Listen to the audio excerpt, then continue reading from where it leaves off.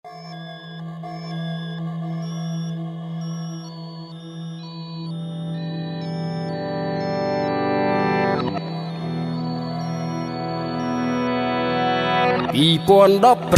ហើយដេញឡើយខ្ញុំនៅនឹកគេមានថ្មីហើយដឹងទេចិត្តអើយល្មមភ្លេចគេហើយ2015ហើយណាមិនមែន2005ទេគឺ10ឆ្នាំហើយណាមិនមែនសង្សារទៀតទេ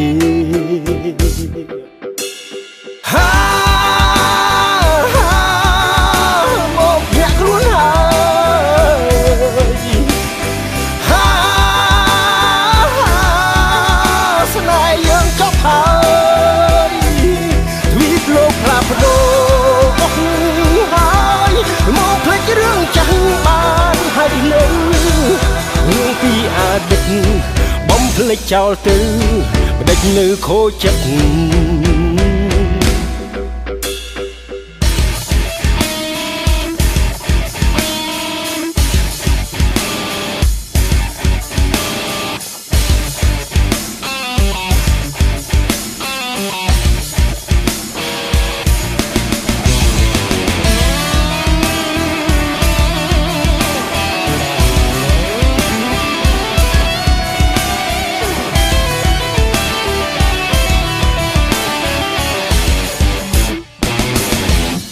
គេភ្លេចខ្ញុំបាត់ទៅហើ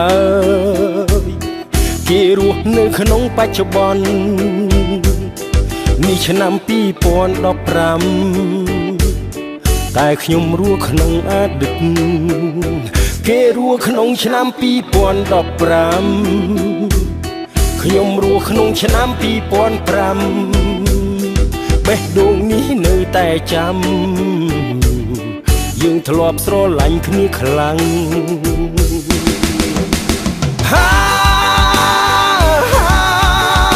មកញាក់ខ្លួនហើ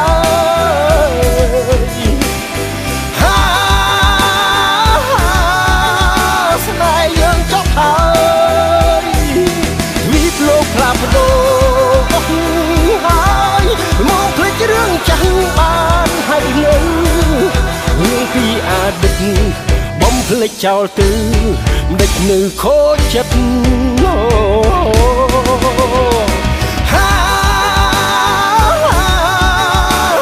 កញាក់ខ្លួនហើ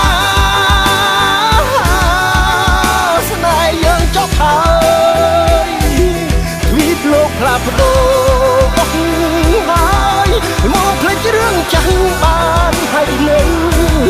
រឿងពីអតីតបំភ្លេចចោលទៅ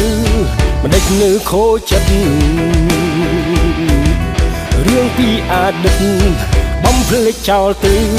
មិនដេចនៅខូចចិត្តរឿងពីអតីតបំភ្លេចចោលទៅ2015ហើយ